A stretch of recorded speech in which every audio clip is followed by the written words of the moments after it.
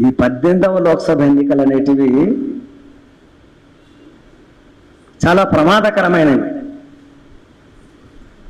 గతంలో మనల్ని పరిపాలించిన వాళ్ళెవ్వరు కూడా ప్రజల సమస్యలను, ప్రజల యొక్క ప్రాథమిక సమస్యలను కూడా ఎవ్వరు ప్రధానంగా పరిష్కారం చేయలే. గతంలోని వాళ్ళు కూడా మనల్ని కాంగ్రెస్ వాళ్ళు చాలా సుదీర్ఘకాలం పరిపాలన చేసిండ్రు. తర్వాత జనతా పార్టీ పరిపాలన చేసింది. తర్వాత బీజేపీ అంతకుముందు కూడా పరిపాలనకు వచ్చింది. మొన్న 14 నుంచి కూడా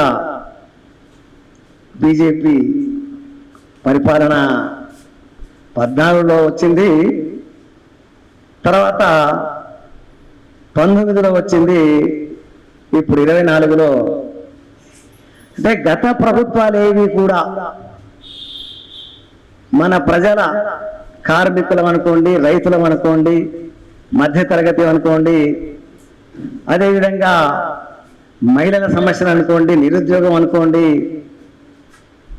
లేదా అణచివేతకు సంబంధించిన దళితుల అణచివేత, ఆదివాసుల అణచివేత, అంటే ఈ సమస్యలు ఏవి కూడా ప్రధానంగా గత ప్రభుత్వాలు కూడా పరిష్కారం చేయలేదు. అయితే వాటికంటే కూడా ఈరోజు అంటే ఆ సమస్యలన్నీ కూడా ఇప్పుడు నేను చెప్పిన పేర్కొన్న ఆర్థిక సమస్యలు కానివ్వండి, అణచివేత సమస్యలు కానివ్వండి, వాటిని ఏ పార్టీ కూడా మౌలికంగా పరిష్కారం చేయనప్పటికీ కూడా అవి రోజు రోజుకు చాలా తీవ్ర రూపం దాలుస్తున్నది. అంటే గతంలో కంటే కూడా ఈరోజు ఆ రకమైన ఆర్థిక సమస్యలు అవి చాలా తీవ్ర రూపం దాలుస్తున్నవి. వాటిని ఎవ్వరు కూడా పరిష్కారం చేయకపోయినా ఈరోజు ఆ సమస్యలను పరిష్కారం చేయడానికి కారణాలను, అంటే రకరకాల పార్టీలు రకరకాల కారణాలు చెప్తాయి. మనం గతంలో కూడా కాంగ్రెస్ ఏం చేస్తుందని కానీ, జనతా పార్టీ గురించి కూడా అని మనం మాట్లాడుకున్నాం. అంటే ప్రజల యొక్క ప్రాథమిక సమస్య ఏంటంటే ఉద్యోగ సమస్య పరిష్కారం చేయాలి, లేదా అణచివేత సమస్య కూడా పరిష్కారం కావాలి. అంటే మన దేశంలో ఉండే వేల ఏళ్ళుగా ఉండే కుల వివక్ష ఉంది. అది ఈరోజు కూడా ఏమి ప్రాథమికంగా పోలే. ఇలా కొన్ని విషయాల్లో కొంత సరళత్వం వచ్చింటుంది కానీ అది ప్రాథమికంగా పోలేదు. అదేవిధంగా మహిళల మీద అణచివేత కూడా వేల ఏళ్ళుగా కొనసాగుతుంది. వాస్తవంగా ప్రజాస్వామ్య దేశం అంటే అట్లాంటివి అణచివేత ఉండొద్దు, కానీ అలాంటి అణచివేతలు అట్లా కొనసాగుతూనే ఉన్నవి. అంటే ఈ రకమైన సమస్యలను పరిష్కారం చేయడం కోసం వీటంతా పరిష్కారం చేయాలి. దానికంతా కాంగ్రెస్ ఒక కారణం చెప్తుంది, జనతా పార్టీ ఒక కారణం చెప్పింది, బీజేపీ ఒక కారణం చెప్తుంది. మన ఉద్దేశంలో కాంగ్రెస్ కానీ, ఈరోజు జనతా పార్టీ లేదు కానీ, తెలుగుదేశం, బీఆర్ఎస్ పార్టీ, ఈరోజు బీజేపీ, ఈ పార్టీలన్నీ కూడా ప్రజల యొక్క ప్రాథమిక సమస్యలను పరిష్కారం చేయడానికి రకరకాల కారణాలు చెప్పి ప్రజలను భ్రమంలో ఉంచి మేము పరిష్కారం చేస్తామని వాళ్ళు, అంటే ఈ సమస్య అయితే మేము పరిష్కారం చేస్తామన్నారు, ఈ సమస్య మనం గాన పరిష్కారం చేసుకుంటే అవి పరిష్కారం అవుతామన్నారు. ఉదాహరణకు తెలంగాణ ఉన్నది, మనం తెలంగాణ తెచ్చుకుంటే మన సమస్యలు పరిష్కారం అవుతామని చెప్పింది. అంతకుముందు రామారావు కారణం తీసుకుంటే, అంటే ఏదో కారణం తప్పకుండా వాళ్ళు ఇది ఈ సమస్య ఉంది కాబట్టి ఈ సమస్య లేకపోతే మనం మన సమస్యను పరిష్కారం చేసుకుంటాం అనేది. మన సమస్య, ప్రధాన సమస్య ఏమిటంటే మనం చాలా స్వేచ్ఛగా, ఆర్థికంగా భద్రతో జీవించే జీవితం కావాలి మనకు. ఆర్థికంగా చాలా భరోసాగా ఉండే జీవితం మనకు కావాలి. అందరికి కూడా ప్రాథమిక అవసరాలు, ఇల్లు కావాలి, విద్య కావాలి, వైద్యం కావాలి, ఇవన్నీ కూడా మనకు కావాలి. ఇవన్నీ కూడా మనకు కావాలంటే నేను కొంచెం వెనక్కి పోతే, అంత దూరం అవసరం లేదు కానీ, ఇంగ్లీష్ వారు పరిపాలన చేస్తున్న కాలంలో వాళ్ళు వెళ్ళిపోతే, అంటే వాళ్ళ నుంచి మనం విముక్తి అయిపోతే మనకి ఈ సమస్యలను అయిపోతాం అనుకున్నాం మనం. నిజమా కాదా? అంటే ఇంగ్లీష్ వాళ్ళు ఉండబట్టే మనకి ఇండ్లు లేవు, లేదా విద్య లేదు, వైద్యం లేదు, ఉద్యోగాలు లేవు అంటే ఇవన్నీ కూడా ఆ రోజు కూడా మనం అనుకున్నాం ఇంగ్లీష్ వాళ్ళు పోతే మన సమస్య పరిష్కారం అవుతుందని చెప్పి. కానీ అది వాళ్ళు వెళ్ళిపోయారు, సమస్య అలాగే ఉంది. ఆ తర్వాత రామారావు వచ్చింది. అంటే మన తెలుగు వాళ్ళమంతా ఐక్యమై అంటే పైన ఆల్ ఇండియా లెవెల్లో మనం పరిపాలన చేస్తున్నారు, మనం తెలుగు వాళ్ళమే అయినా పరిపాలన చేసుకుంటే ఏమవుతుంది, మన సమస్య పరిష్కారం అవుతుంది. తర్వాత ఆ తర్వాత చాలా ఏళ్ళ తర్వాత అప్పటికి కూడా పరిష్కారం కాకపోతే తెలంగాణ నుంచి ఏం అభిప్రాయం వచ్చింది అంటే కేసీఆర్ లాంటి వాళ్ళు కాదు, తెలంగాణ వాళ్ళని కానీ పరిపాలన చేసుకుంటే అంటే ఆంధ్ర వాళ్ళు పరిపాలన చేస్తున్నందుకు వల్ల మన సమస్యలు అట్లే ఉన్నాయి, వాళ్ళ మనల్ని మనమే పరిపాలన చేసుకుంటే అంటే తెలంగాణ వాళ్ళే ముఖ్యమంత్రి అయితే, ముఖ్యమంత్రి కావడం ఒకటే కాదు అధినాయకత్వం అంతా ఇక్కడే ఉండాలి. అంటే అంతకుముందు కూడా ముఖ్యమంత్రులు అయ్యిండు తెలంగాణ వాళ్ళు, నరసింహరావు ప్రధానమంత్రి అయ్యిండు, చెన్నారెడ్డి అయ్యిండు. కానీ ఆయన దానికి ఏం చెప్పారంటే తెలంగాణ వాళ్ళు ముఖ్యమంత్రి కావడం కాదు, తెలంగాణ వాళ్ళే నిర్ణయాత్మకంగా ఉండాలి, వాళ్ళే అధినేతలుగా ఉండాలి పార్టీలా. అంటే మనం అందరం కూడా నిజమే నమ్మినాం, మనం అంటే జనం అంతా నిజమేనేమో, అధినేతగా నిర్ణయాలన్నీ కూడా ఇక్కడే జరిగితే మన సమస్యల పరిష్కారం అవుతుందని చెప్పి మనం నమ్మినాం. కానీ పరిష్కారం కాలే. ఇంకా నిరుద్యోగం అనేది ఎంత ఎక్కువైపోయిందంటే నేను ఒక ఉదాహరణ చెప్తా. రైల్వే ఉద్యోగాలట 35,000 ఉద్యోగాలు ఉన్నాయట. ఒక ఉద్యోగాల ప్రకటన ఎంతమంది దరఖాస్తు చేసిందంటే 1.5 కోటి మంది. మీరు ఆలోచన చేయండి. అంటే 35,000 నాన్ టెక్నికల్ ఉద్యోగాలు. అంటే ఎవరైనా 10th పాస్ అయితే మామూలుగా ఏ స్కిల్ అవసరం లేదు, అట్లాంటి ఉద్యోగాలు 35,000 ఉంటే ఆల్ ఇండియా లెవెల్లో 1.5 కోటి మంది దరఖాస్తు పెట్టారు. అంటే ఎంతమంది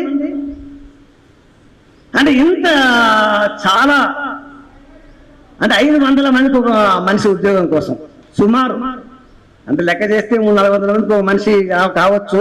అంటే ఇంత కాంపిటీషన్. అంటే 35,000 మందికి వస్తే 1,45 లక్షల మందికి రావు కదా ఉద్యోగాలు. మన తెలంగాణలట 29 లక్షల మందికి ఉద్యోగాలు కావాలని వాళ్ళు కోరుతున్నారు. 29 లక్షల మంది. మనలంతా అంటుంటారు, మన కాంగ్రెస్ కూడా అంటుంది 2 లక్షల ఉద్యోగాలు ఉన్నాయి అవి మేమంతా ఇచ్చేస్తామంటున్నారు. అంటే 2 లక్షల ఉద్యోగాలు ఇచ్చేస్తే అంత అయిపోద్ది అన్నట్టుగా 29 లక్షల మంది. అంటే ఈ సమస్యలని పరిష్కారం చేయాలి. పరిష్కారం అంటే గతం వాళ్ళంతా రకరకాల కారణాలు చెప్పింది.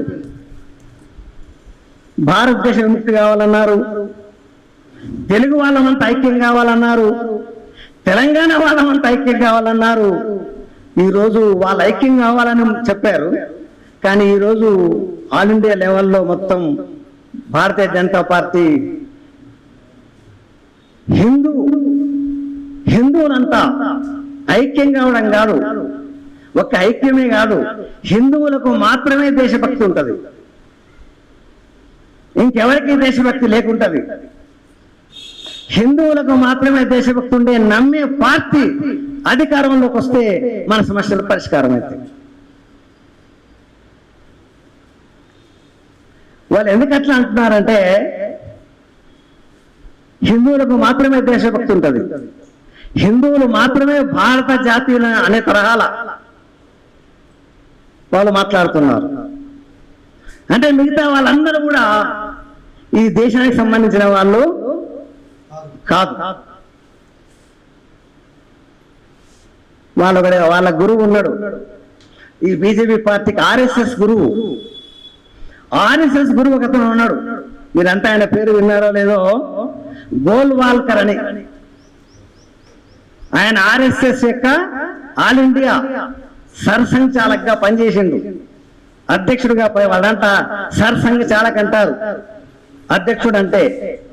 ఆయన పనిచేసి ఆయన ఏం చెప్పాడంటే మన దేశానికి 3 శత్రువులు ఉన్నారని చెప్పిండు ఆయన. ముగ్గురు శత్రువులు. ఒకరెవరంటే ముస్లింలు, రెండెవరంటే క్రైస్తవులు, మూడెవరు కమ్యూనిస్టులు. అంటే వీళ్ళు కమ్యూనిస్ట్ వాళ్ళని సపోర్ట్ చేస్తారు కదా. అంతకంటే కూడా ముఖ్యంగా ఆయన ఏం చెప్పిందంటే మనం అందరం కూడా ఆలోచన చేయాల్సిన విషయం ఆయన చెప్పింది. అంటే అట్లా వాళ్ళని ఒప్పించడానికి ప్రయత్నాలు చేస్తున్నారు. వాళ్ళు ఏం ప్రయత్నాలు అంటే ఆయన ఏం చెప్తున్నాడంటే చాలా మంది మామూలు హిందువులు అంటే నిజమేనే అన్నంతగా ఆయన ఏమంటున్నాడంటే ఈ ముస్లింలు మన దేశంలో పుట్టింది నిజమే, కానీ ముస్లింలకు పవిత్ర స్థలం ఎక్కడుంది? పవిత్ర స్థలం ఎక్కడుంది? భారత్లో లేదు, మక్కలో. భారత్లో పవిత్ర స్థలం లేకుంటే భారత్ మీద వాళ్ళకి ఎట్లా భక్తి ఉంటుంది? అరే నిజంగా మామూలు హిందువులు అంటే ఏమనుకుంటారు? నిజమేరా, అరే మనకైతే కాశీలో ఉంది. మనకెక్కడుంది? కాశీలో ఉంది, హరిద్వార్లో ఉంది, తిరుపతిలో ఉంది. మన పవిత్ర భూమి లేదా మన పవిత్ర స్థలం ప్రపంచంలో ఎక్కడా లేదు. ఎక్కడుంది? హిందువులది ఇక్కడే ఉంది, ముస్లింలది ఇక్కడ లేదు. మనది మక్కాలో ఉంది. కాబట్టి వాళ్ళు ఈ భూమిని పవిత్రమైన భూమిగా భావించరు. కాబట్టి ఆ దేశంకి ఉండడానికి అవకాశమే లేదు. ఇది వాళ్ళ సిద్ధాంతం. ఇది మామూలు హిందువులంతా ఏమైపోతారు? నిజమేనేమో అనుకుంటారు. క్రైస్తవులు వాళ్ళకు కూడా ఇక్కడ వాళ్ళ పవిత్ర స్థలం ఎక్కడుంది?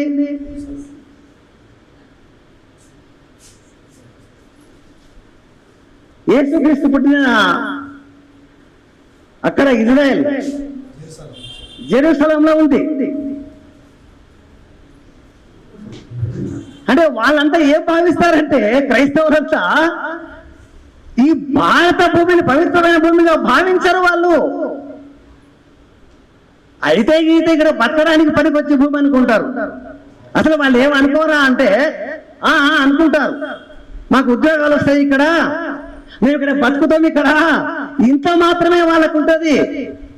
కానీ పవిత్రమైన స్థలం అని ఉండదు. పవిత్ర స్థలం అంటేనే భక్తి ఏర్పడుతుంది, దానికోసం ప్రాణమిస్తాడు. కానీ ముస్లింలకు క్రైస్తవులకు ఇది పవిత్ర స్థలం కాదు కాబట్టి వాళ్ళు ఏ రకంగా ఈ పవిత్ర భూమి కోసం ప్రాణమిచ్చే అవకాశమే ఉండదు. ఇది వాళ్ళ బోధన.